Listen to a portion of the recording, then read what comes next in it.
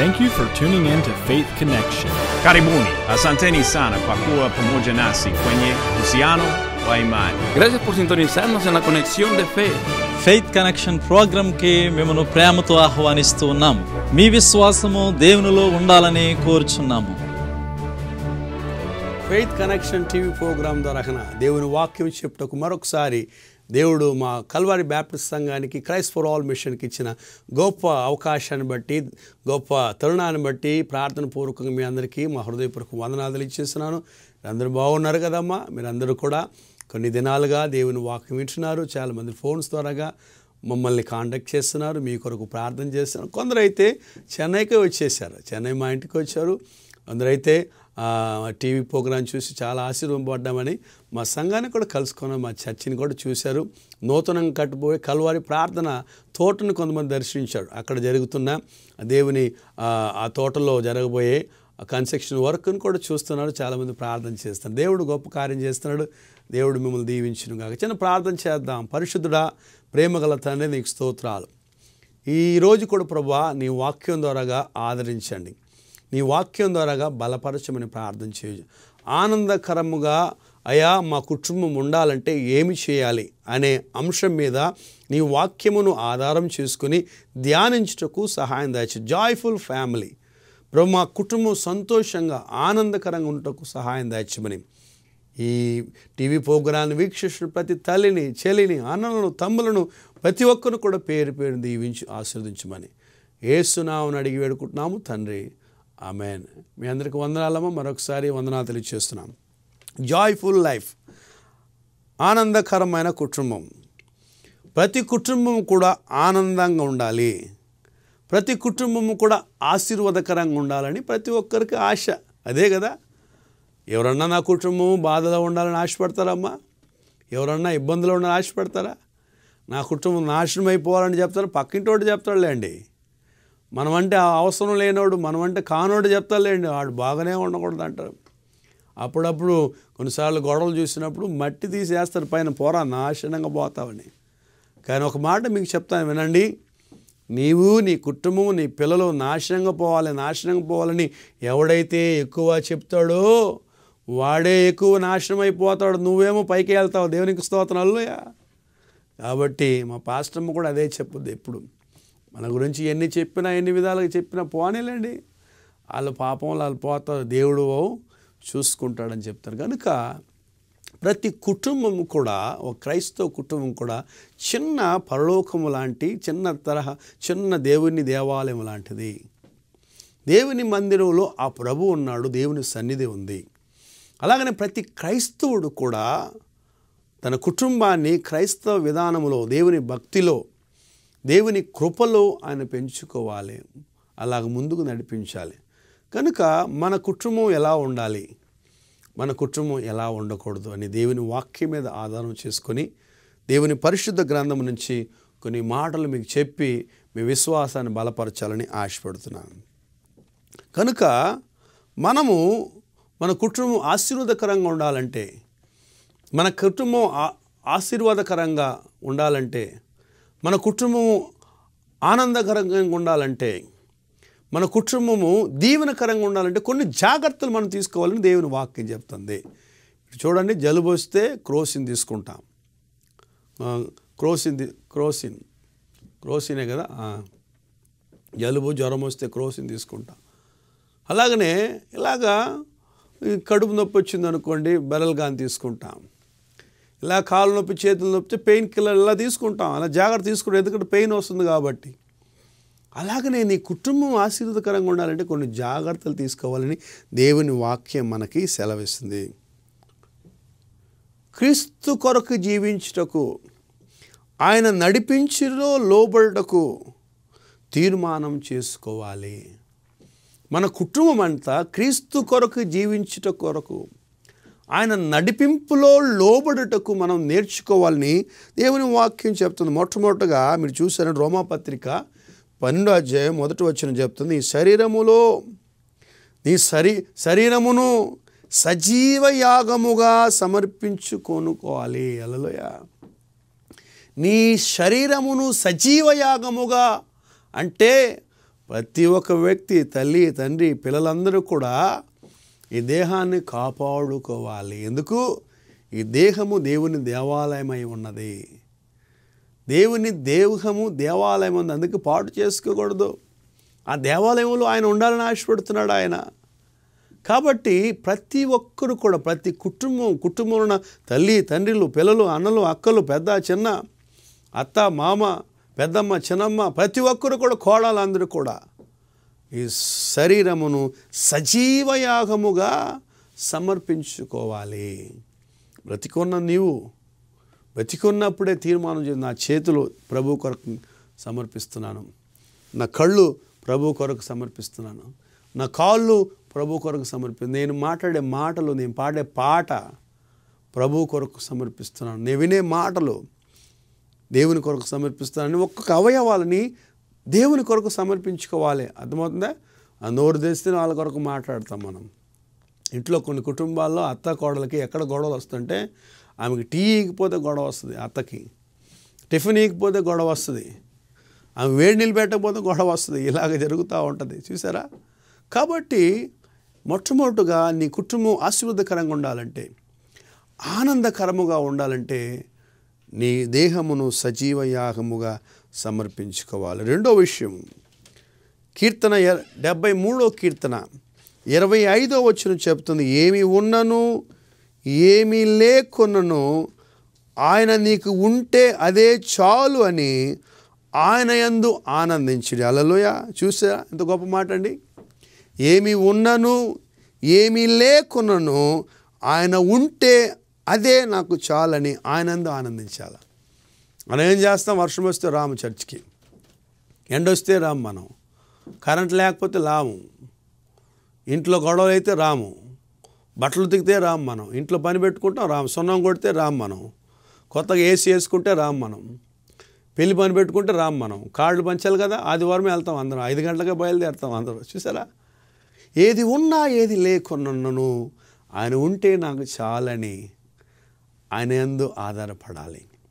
చాలామంది అయ్యో నా ఇంట్లో సోఫా లేదే, ఏసీ లేదే, వాళ్ళ ఇంట్లో మాత్రం అలా ఉంది ఇలా ఉందని అనుకోండి. ఏది ఉందో నీకు అది సంతోషపడు. మేము చిన్నప్పుడు అయితే చాలా చిన్న ఇంట్లో ఉండేవాళ్ళమే, చాలా చిన్న ఇంట్లో. వర్షాకాలం వచ్చిందనుకోండి, వర్షమంతా ఇంట్లో వచ్చేస్తుంది.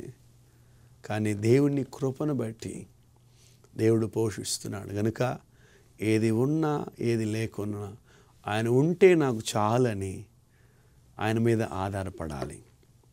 మూడవ విషయము, హబక్కు గ్రంథము 3వ అధ్యాయం 17వ వచనం 18వ వచనం చెప్తుంది, పంట ఉన్నను పంట ఎండినను, పంట ఉన్నను అవి ఎండినను అంటే నీకు ఉన్న డబ్బులున్నా డబ్బులు లేకపోయినా, ఆశీర్వాదకరంగా ఉన్నా కరువులో ఉన్నా, మంచంలో పడిపోయినా ఆరోగ్యంగా ఉన్నా ఆ ప్రభువు మీద ఆధారపడాలి. అది నేర్చుకోవాలి. క్రైస్తవ జీవితం పోరాట జీవితము. మనకు పోరాటం ఉంది. ఈ పోరాటంలో మనం పరుగెత్తాలి. మనం ఈ పందెంలో, రేసు పందెంలో ఏం చేయాలా? పరుగెత్తాలి. నువ్వు అర్థం ఓర కూర్చోవడం కాదు, ప్రతిరోజు పోరాడాలి మనం. పిల్లల ద్వారా వచ్చే శోధన, భార్య ద్వారా వచ్చే శోధన, భర్త ద్వారా వచ్చే శోధన, అమ్మ వల్ల వచ్చే శోధన, అత్త వల్ల వచ్చే శోధన, డ్రైవర్ వల్ల వచ్చే శోధన, పనిచేసే వాళ్ళు వచ్చే శోధన, ప్రభుత్వం వల్ల శోధన, ఇలాగ అనేకమైన శోధనలు ఉన్నాయి. వాటన్నిటి నుంచి జయించుకోవాలంటే ఆయన మీద ఆధారపడాలి. ఆ ప్రభు మీద ఆధారపడేదానికి నేర్చుకోవాలి. అప్పుడు మన జీవితంలో దేవుడు గొప్ప కార్యం. ఫిలిప్పీ రాసిన పత్రిక 4వ అధ్యాయం 4వ వచనం చూస్తే, ఆనందించుడి. ఎప్పుడు ఆనందించాడా? ఎల్లప్పుడూ ఎల్లవేళ యందు ఆనందించుడి. హల్లెలూయా! ఇప్పుడు కాదు, ఎప్పుడు ఆనందించాలి. అది క్రైస్తవులకు దేవుడిచ్చిన నిరీక్షణ. దావీదు కుమారుడు ఆరోగ్యం బాగలేనప్పుడు ఆయన దేవుని దగ్గర ప్రార్థన చేసుకున్నాడు. ఆరోగ్యం బాగోలేదు, చనిపోయిన తర్వాత బాగా భోజనం చేసుకొని తిన్నాడు ఆయన. అందరూ ఆశ్చర్యపడ్డారు, ఏందయ్యా ఆరోగ్యం బాగలేనప్పుడు ప్రార్థన చేస్తా దేవుని దగ్గర అడుగుతూ ఉన్నావు, ఇప్పుడు వాడు ఆరోగ్యం పాడవు చచ్చిపోతే భోజనాలు చేసుకుంటాడు, ఏంది దేవుడు ఇచ్చాడు దేవుడు తీసుకున్నాడు, అంతకని ఏడుస్తూ ఉంటామా? ఏది జరిగినా ఆయన చిత్తం లేకుండా జరగదు. దేవుని అనుమతి లేకుండా మన తలలో ఉన్న ఒక్క ఎంటికి కూడా ఏరిపోదు. కనుక ఆ తల్లి నా చెల్లి, నీ కుటుంబాన్ని నీకు ఇచ్చాడు. స్త్రీలు కుటుంబానికి ఇల్లాలు దీపమై ఉన్నారు. మా పాస్టర్ ఎక్కువ చెప్పదా ఉంటుంది స్త్రీల పరిచయలు. ఎక్కువ స్త్రీల కూటంలో ఎక్కువ ఆమె మాట్లాడుతుంది. స్త్రీల పరిచయ సెల్ గ్రూప్స్ ఎక్కువ ప్రతి బుధవారం సెల్ గ్రూప్ జరుపుతూ ఉంటుంది ఆమె. ఆ సెల్ గ్రూప్ స్త్రీలు ఎలా ఉండాలి, స్త్రీలు ఎలా కుటుంబాన్ని కట్టుకోవాలి, స్త్రీలు చాలా ముఖ్యం. మూఢురాలు తన ఇంటిని ఏం చేస్తుందో ఓడబొరుకుంటుంది. బుద్ధి కలిగిన స్త్రీ తన ఇంటిని కట్టుకుంటుంది. మూఢురాలు తన ఇంటిని ఓడబెరుకుంటుందని చెప్పి చూసారా? నీవు ఆనందించాలని దేవుడు వాగ్దానం చేస్తున్నాడు. ఆనందించుడు, ఎల్లప్పుడూ ఆనందించాలి. దేవుని వాక్యం చెప్తున్నా అది. కాబట్టి ఇవన్నీ కూడా దేవుడు చెప్పే మాట. మన కుటుంబం ఎలా ఉండాలా? ఆనందకరంగా, ఆశీర్వాదకరంగా ఉండాలంటే దేవుని కొరకు సజీవ యాగముగా సమర్పించుకోవాలి. ఒకటి. రెండోది, ఏమి ఉన్నను ఏమి లేకునను ఆయన ఉంటే నాకు చాలని తీర్మానం చేసుకోవాలి. మూడోది, పంట ఉన్నా పంట ఏని అంటే జాబ్ ఉన్నా జాబ్ లేకపోయినా, తిన్నా తినకపోయినా ప్రభువు కొరకు ఆనందం. ఎప్పుడు ఆనందించాలి? ఆయన ఎల్లప్పుడూ ఆనందించాలి, ఎల్లప్పుడూ ఆనందించాలి. సరే, రెండో అంశంలో కొన్ని విషయాన్ని మనం విడిచిపెట్టాలి. మన ఇంట్లో కొన్ని కార్యాలు మన ఇంట్లో ఉండకూడదు. ఏం ఉండకూడదు? కొన్ని విషయాలను విసర్జించాలి. విసర్జించే వాటిని విసర్జించుడి అని దేవుని వాక్యం చెప్తుంది. రోమాపత్రిక 13వ అధ్యాయము 12వ వచనంలో అంధకార క్రియలను విడిపించాలి. అంధకారం అంటే చీకటి. అంధకారం అంటే అది ఎవరికి తెలియకుండా కార్యాలు, భర్తకు తెలియకుండా చేసే కార్యాలు, భార్యకు తెలియకుండా చేసే కార్యాలు. ఆయన ఎప్పుడు పనికి పోతాడో ఆయన చూస్తూ ఉంటుంది ఆమె. అలాగే నేను ఎప్పుడు పనికి పోదామని నేను చూస్తూ ఉంటాడు. ఎప్పుడు అమ్మా నాన్న బయటికి వెళ్తారని పిల్లలు చూస్తూ ఉంటారు. ఇలాగా ఒకరి మీద ఒకరు తెలుసుకోకుండా దొంగలు అలాగా దొంగలు చేసుకుని తన జీవితాన్ని పాడు చేసుకుంటారు. కుటుంబం సర్వనాశనం అయిపోద్ది. దేవుని వాక్య అంధకార క్రియలను విడిచిపెట్టాలి, చెడ్డ కార్యములను విడిచిపెట్టాలి. భార్యాభర్తలు సమాధానంగా ఉండాలి, సంతోషంగా ప్రతిరోజు మాట్లాడుకోవాలి. ప్రతిరోజు పిల్లలు ఎక్కడికి వెళ్తున్నారు, స్కూల్కి వెళ్ళారు, ఎన్ని గంటలకు వచ్చారు, ఏం రాశారు, ఏం హోంవర్క్ రాశారు, వాళ్ళు ఎలా ఉన్నారు, వాళ్ళు బాగున్నారు, అన్నం తిన్నారా, పడుకున్నారా, ఎన్ని గంటలకు వెళ్తున్నారు, ఎన్ని గంటలకు వచ్చారు, అన్ని విషయాలు భర్త వచ్చితే చెప్పాలి. ఆమె ఈమెం చేస్తుంది?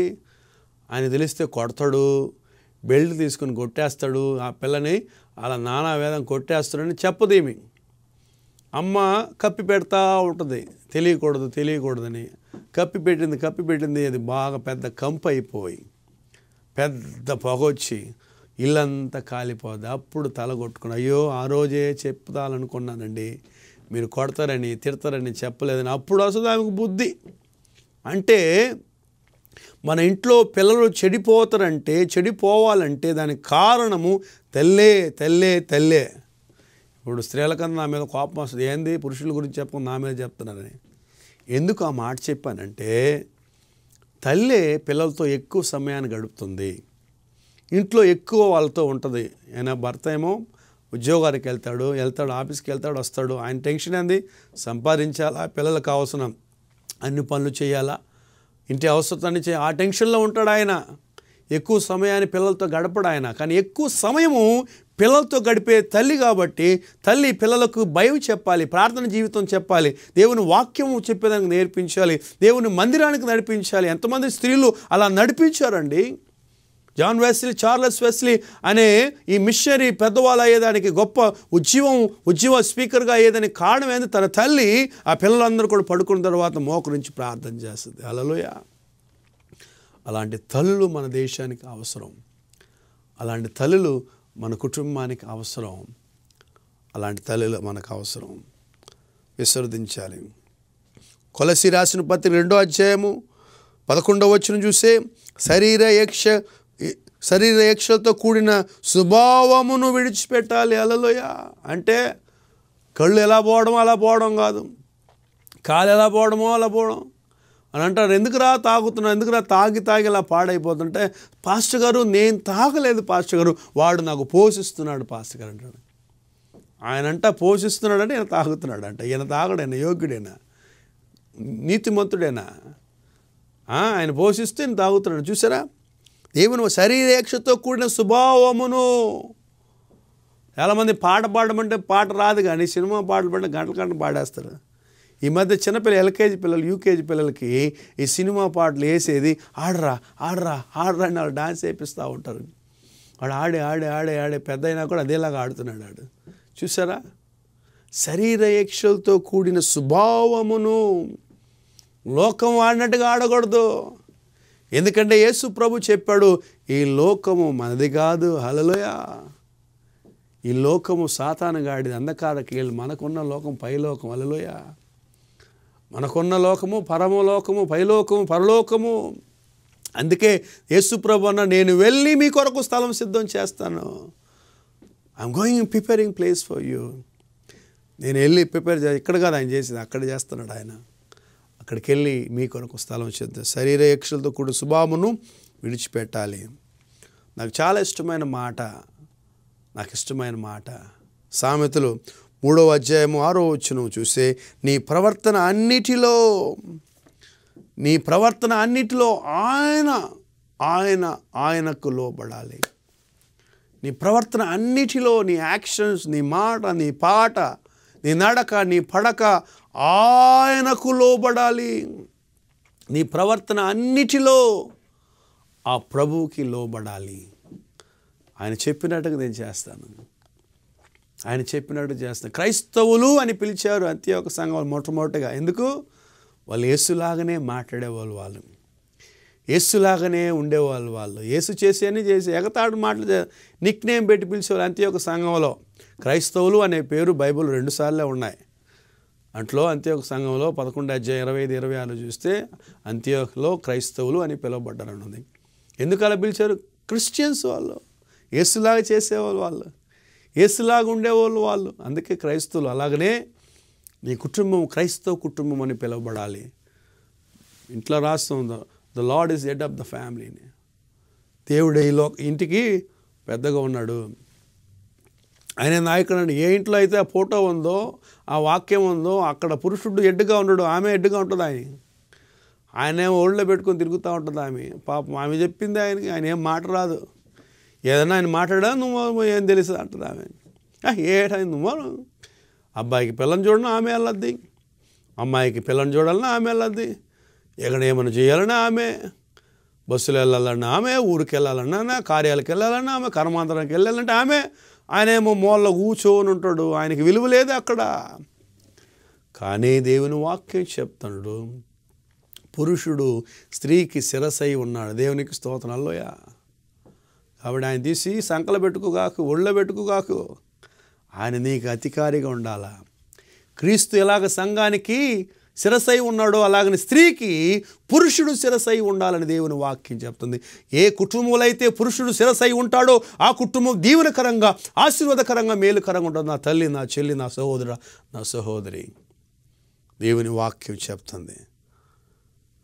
1 తిమోతి రాసిన పత్రిక 4వ అధ్యాయము 7వ వచనం చెప్తుంది, ముసలమ్మ ముచ్చట్లను విసర్జించాలి. కొందరు నోరు తెరిస్తే ఊరు కథలే.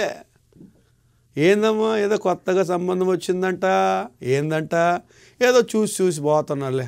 వాళ్ళ అమ్మ డబ్బులు ఇస్తే కదా, వాళ్ళ అమ్మ కట్నం ఇస్తే కదా, ఆ పిల్ల కట్నం ఇస్తే కదా పెళ్ళి అవుద్ది. ఇలా ముసలమ్మ ముచ్చట్లు.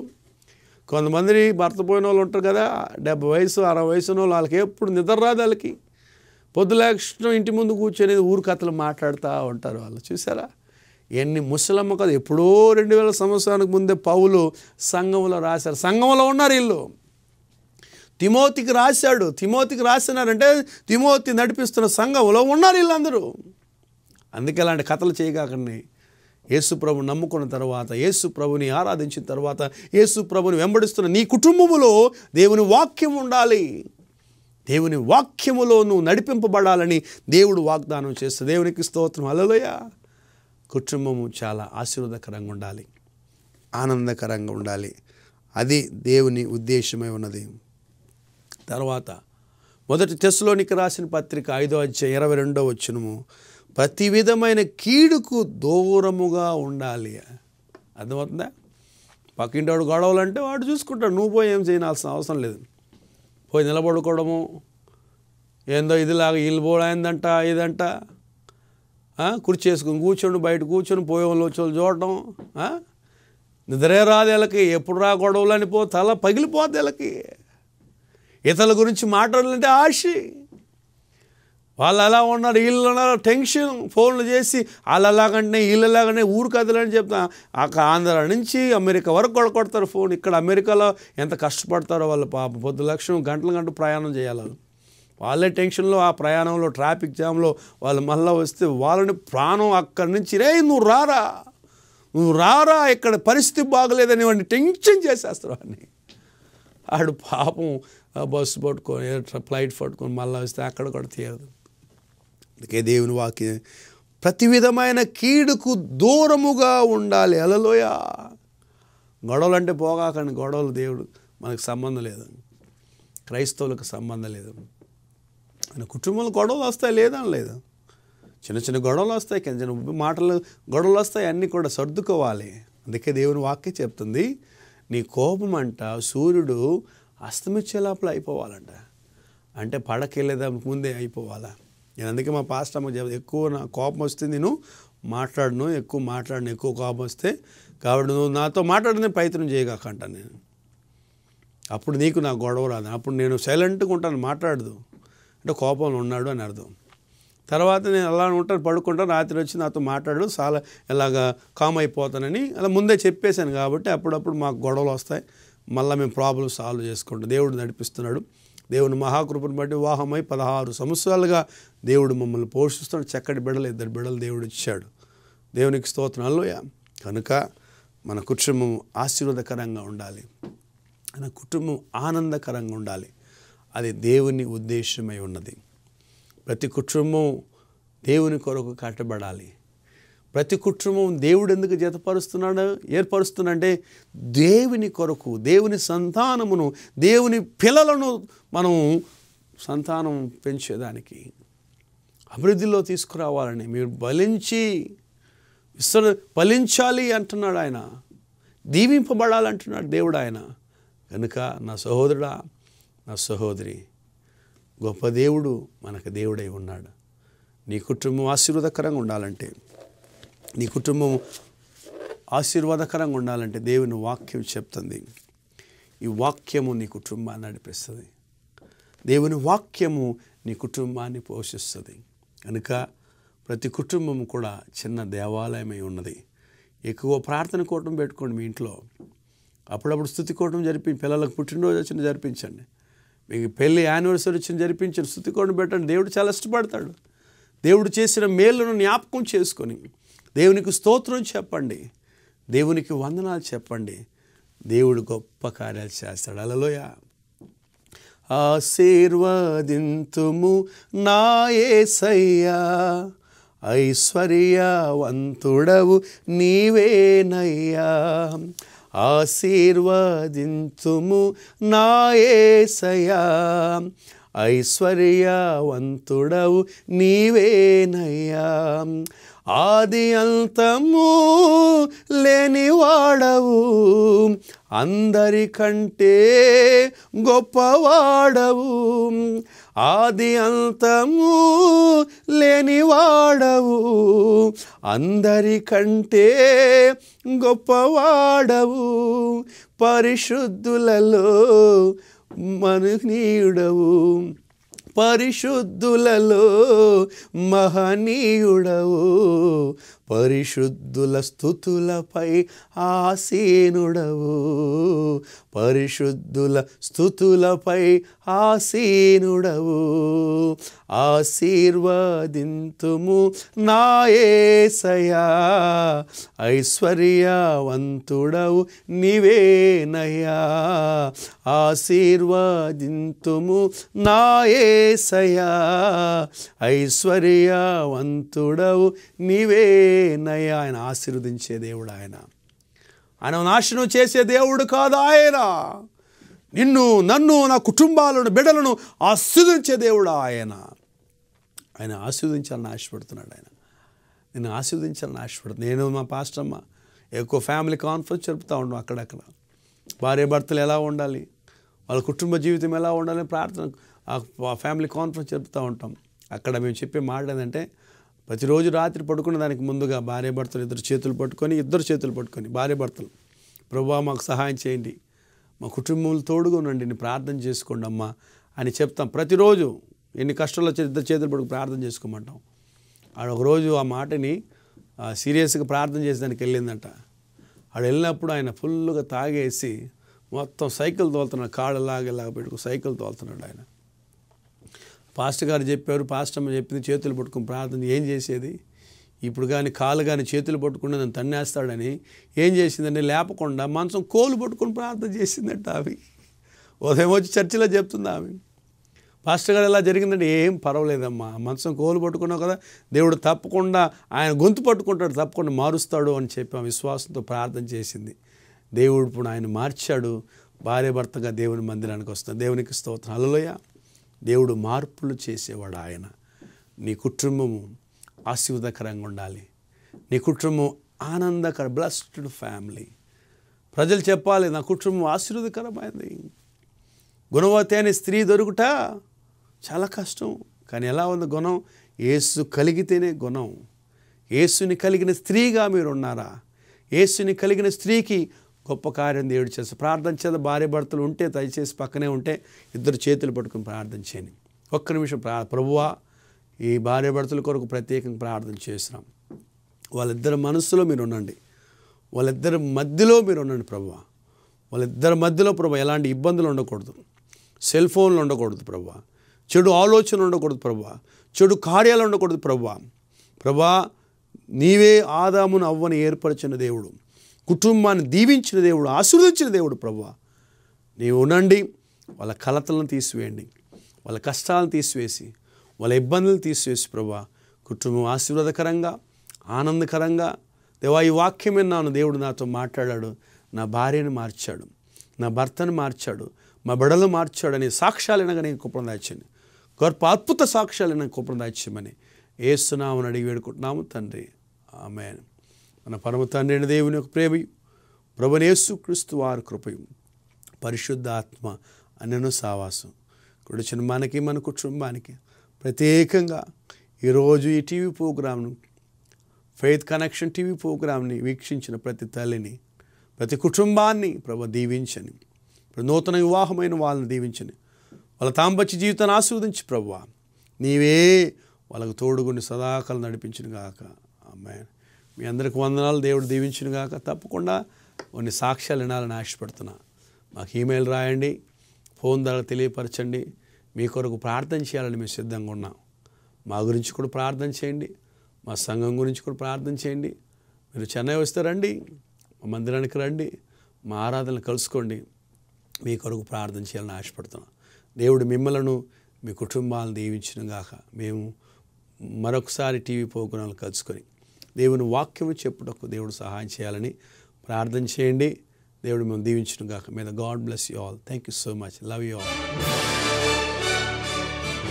ఫెయిత్ కనెక్షన్ ప్రోగ్రాంకు మిమ్మల్ని ప్రేమతో ఆహ్వానిస్తూ ఉన్నాము. మీ విశ్వాసము ప్రభువులో ఉండాలని కోరుచూ ఉన్నాము.